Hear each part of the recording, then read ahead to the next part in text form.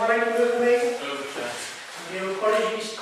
Councillors Clean, Daly, Dart, Parkin, Patrick, Taylor and Mrs Lawton. Item 2, declaration of interests. None received, Chair. Item 3, members' dispensations. None received, Chair. Item 4, public questions. None received. Item 5, financial assistance. 1, the Royal British Legion.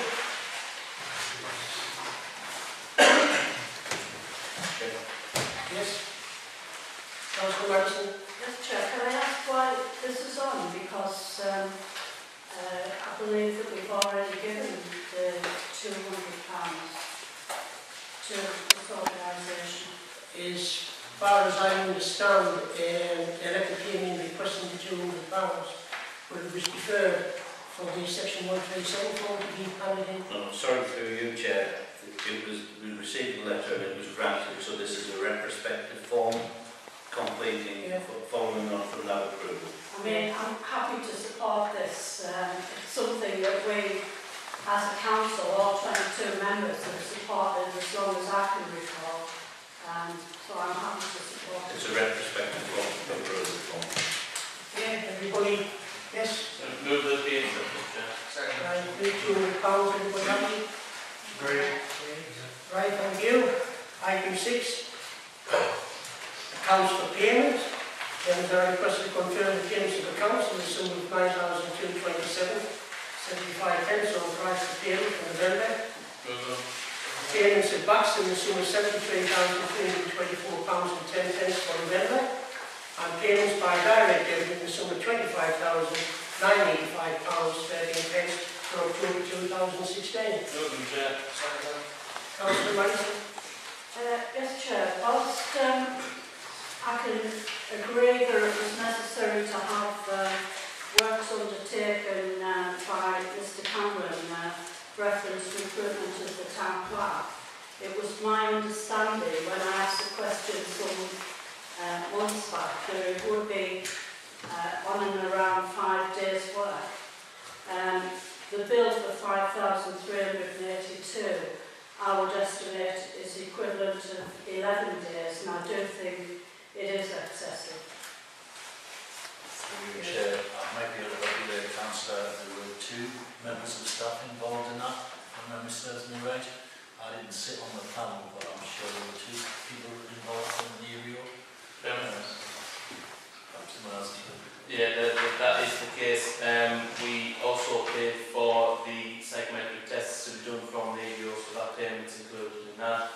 And it was in the report that we brought to the previous committee where we accepted to go down that process that the cost would be in the region of £5,000, and the costs have been in the region of £5,000.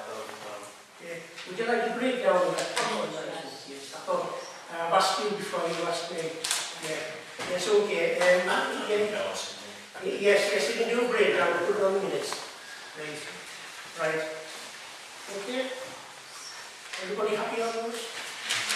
Yeah, item 6B, accounts to authorise. Members are requested to authorise the payments of accounts in the sum of £93,480.21 for November 2016. Move, Chair. Are we happy? Great. Thank you. Item 7, a letter from Steve Wright of Seagull for Royal Garden Party. Yes? Remove the town areas consort. Okay. Of course, the town there isn't guaranteed, as you know. There's only one or 2 invited. Item 8, budgetary control. Thank you, Cliff. I was just going to say good evening, and just draw your attention as it was brought to mind that I've had one of those senior moments, and in my summary on 1.2 I've referred to the overspend of 2942, as was kindly brought to my attention by a member. In 3.7 I've then managed to transpose that, call it an underspend. It's my apologies, it was actually the overspend.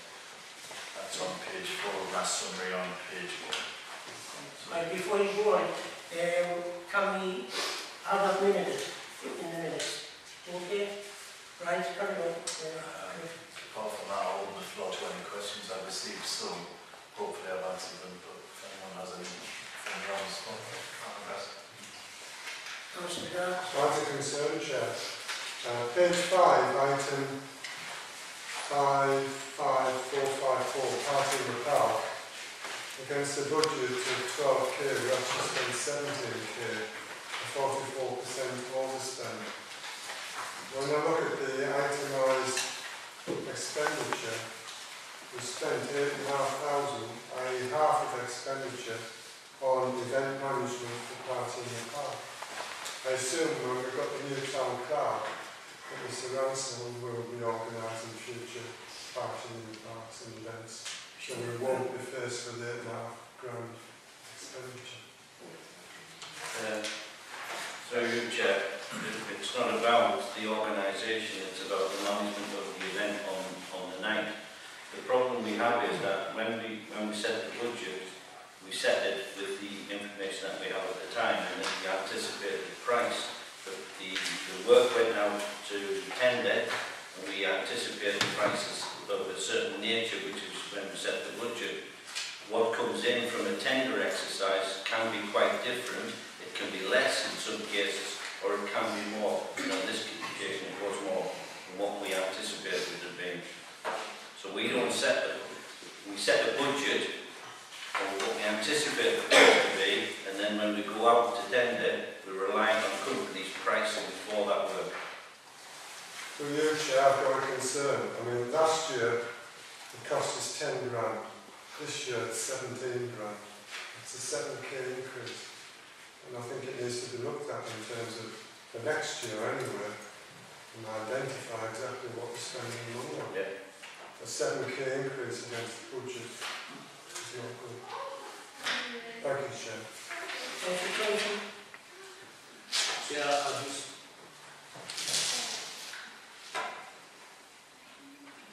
I would just like to make a comment. We're fast approaching the capping level of £150,000 for JRB, our consultancy on the maintenance. I've got a concern if we go over the top of that. I would like to ask if there's anything goes over the top of £150,000, that it comes back to this council to be approved. You may remember I had some general concerns where through accumulation whether we should have agreed that contract at the price. But if it goes above £150,000, and I'm well aware that the consultant accountant knows that it is capped, but for any additional work by that company, that it comes back to this council for agreement. I'm sure you will do, Councillor Thompson. Through you, Chair, the work that they're doing at the moment is coming well under budget. Yeah, I understand that. But I'm just a bit concerned that they might come in and go over top, and I would like to come back to us before anything's approved. Through you, Chair, the ability to go beyond that is not available to them.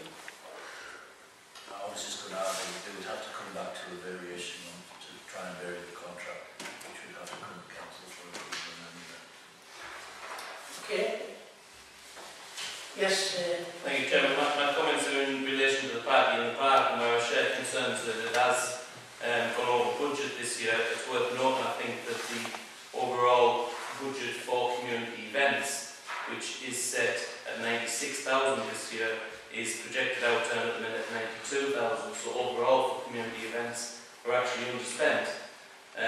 Now, I think there's events in there that have been programmed for more than we've actually spent. Yes, the party and the park went over the budget. I think the important thing is that we maintain that £96,000 budget for community events, because that's the budget that we're really making a difference with regards to the public perception and the public need for community events. So I think it's worthwhile noting that there are concerns with regards to the overspend on the specific event, but I think we do need to look at the overall picture there, which is the fact that we're actually out earning the lesser spend than we budgeted for community events. Councillor Manson. Yes, Chair, I can't agree with Councillor Dalbad on that one. We must work at a budget for each event, not an accumulated. We we do have to be cost efficient with all of our events. And I do agree with Councillor Dax, where we have a significant overspend, we need to look closely where that overspend is. Councillor McAvoy? Could you talk about the 3 tenders that we went out? We went out to tender for 3 years. Or could you provide it to them? Through you, Chair, what we did was we went out to tender, so we went out and advertised the work in the newspapers, in Spennymoor, as members have requested, and also in the Northern End. So we were relying on people, we were relying on companies responding to that advert and placing bids for the work. Is that for every event? We've done that for the Party in the Park, we did it for the Town Show, we did it for the fireworks. So they're the main 3 events that we've done that for. I think I could see somewhere along the line that this firm got their contract for all the events throughout the year. Yeah, then 3 events. So you went out knowing that they were going to get them anyway. No, we went out naming the 3 events that the council are running, and they will not work. They tendered for that work and will not work. Right, thank you. Right, okay, we've had a good debate. Everybody happy to put you in control? Right, okay. Thank you. Item 9, request for reduction in hours. What do you call? Excuse me, yeah, do you get? The purpose of the report is to advise members of a request for a reduction in hours from a grounds and estates operative and to consider the request. So this is about the background there for members to consider. The current position is that the council has received a formal request from an employee to reduce their working week by 1 day and therefore proposing to work Monday, Tuesday, Wednesday and Thursday throughout the year. And this will be from April 2017.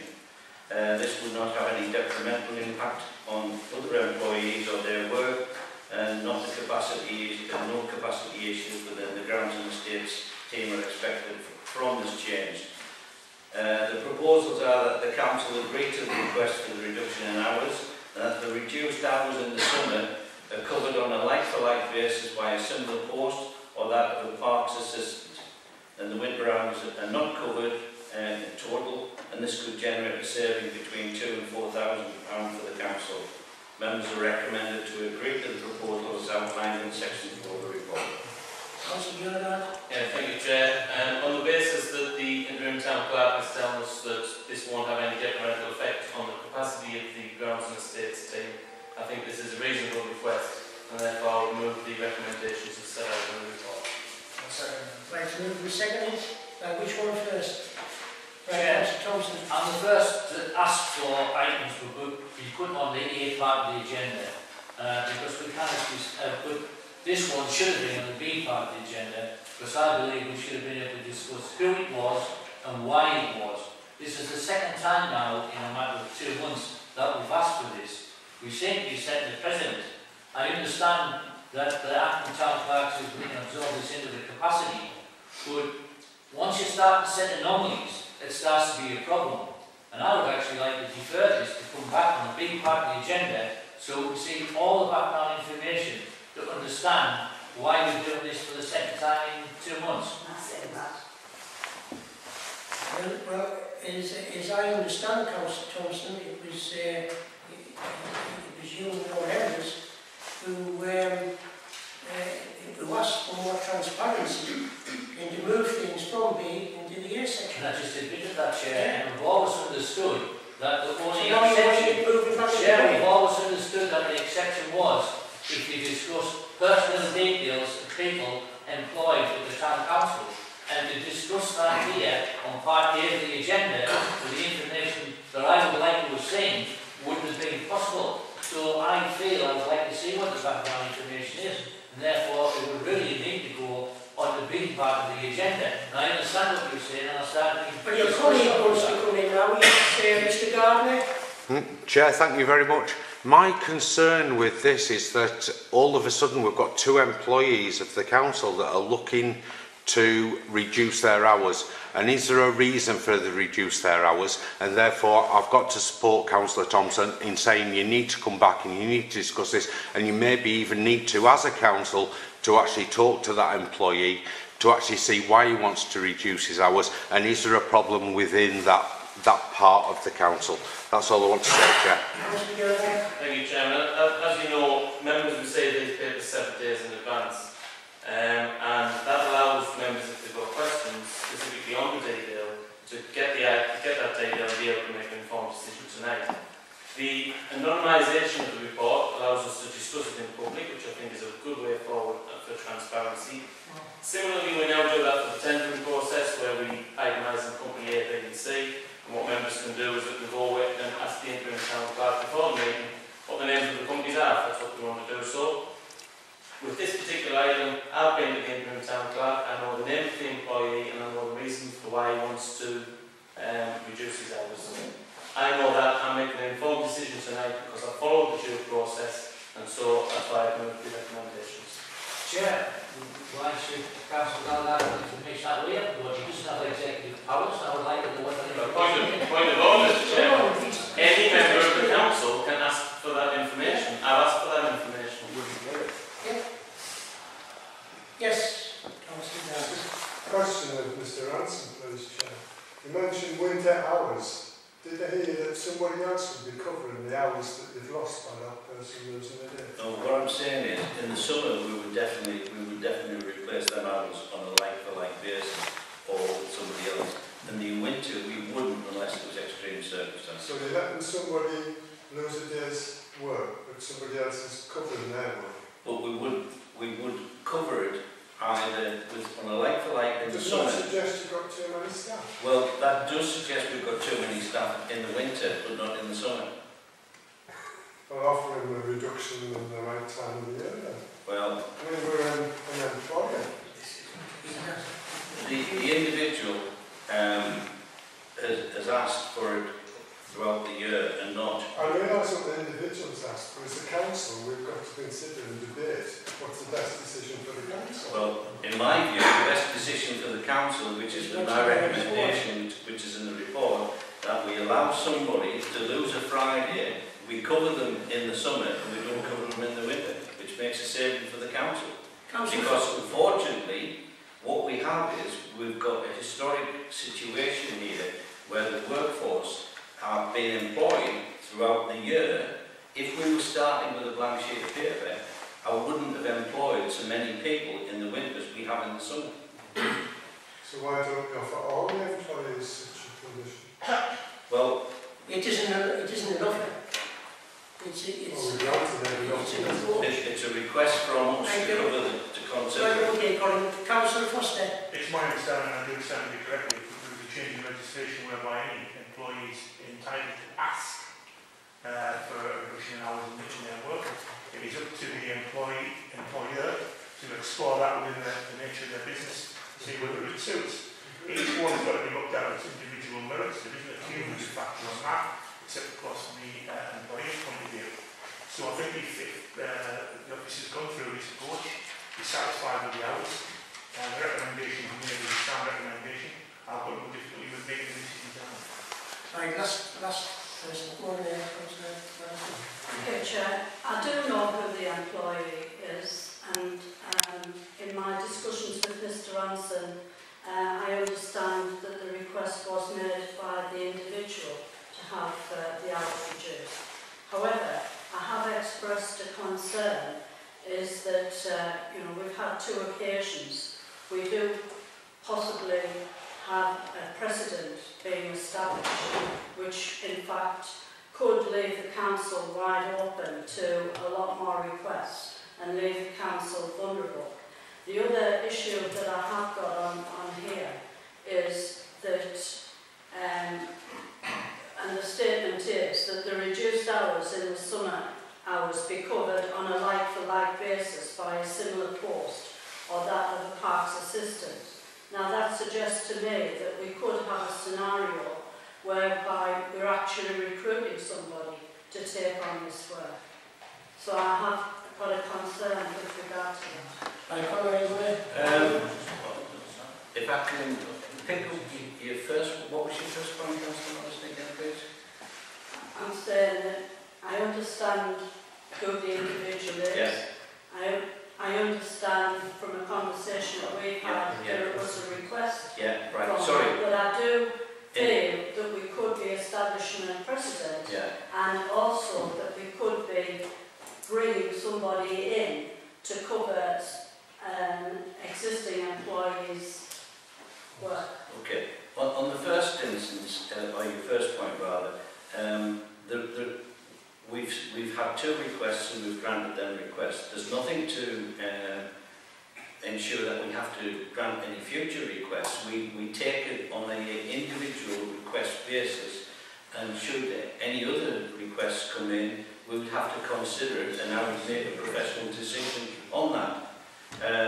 In terms of covering, we will sit down, myself and the Grounds and Estates officer, and make a decision on what is the best way of covering the post. Now that could be that we create somebody on a seasonal role, for somebody for the summer period, or we could offer the role to the people who are currently employed just on weekends to give them additional hours. So there's a number of methods that we could cover the post without paying the full year salary that we're currently experiencing with the individual.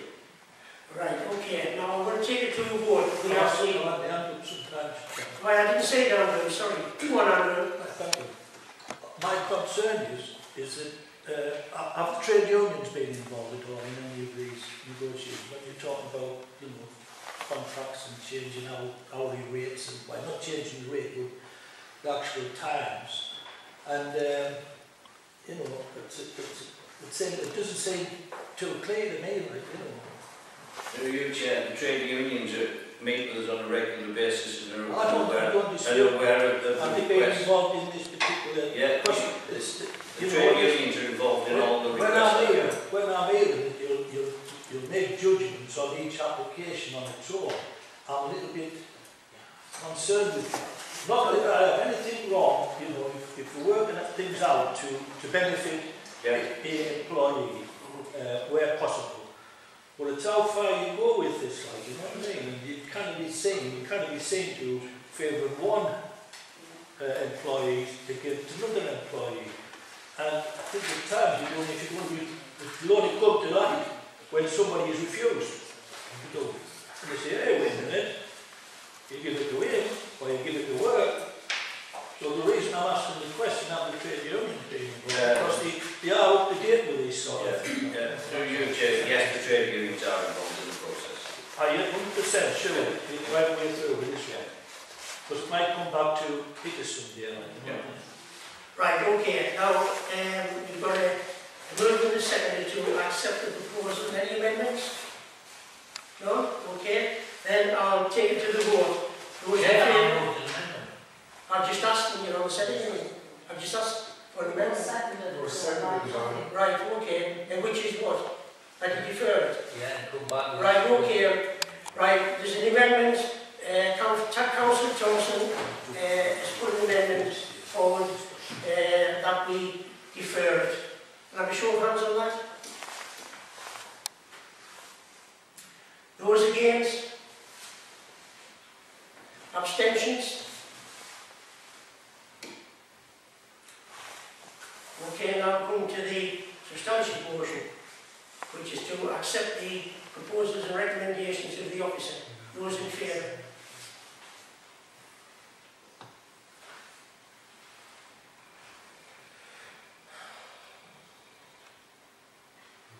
Those against?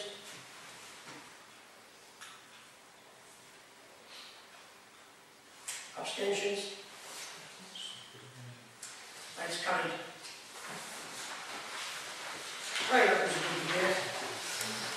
Item 10, letter from Arnold Sanders.